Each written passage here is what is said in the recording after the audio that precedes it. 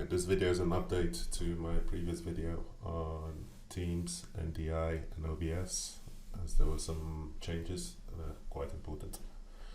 Okay, so first thing we need to do is to make sure that the permissions have been enabled for NDI over here.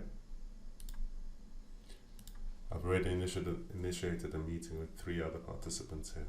So what we're going to do is we're going to add an NDI source. And when we click on the source drop down, you can see it's limited here. We only have 2 options.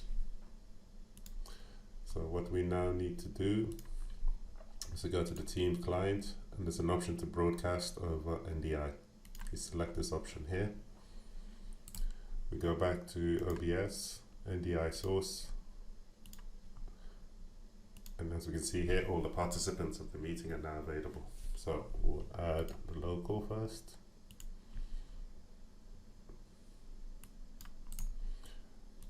We'll then add mic flow.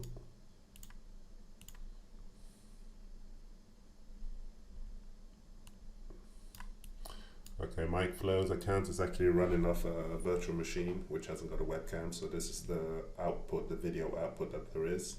Audio will still be working in the background here, but as there's no webcam, this is the output that is provided to OBS.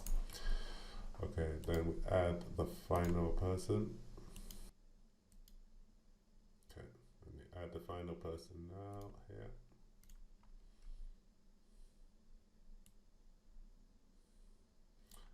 So as you can see, the main changes are, once you've enabled NDI within settings, you need to ensure that you broadcast using NDI. You have to select that option here. Okay, thank you.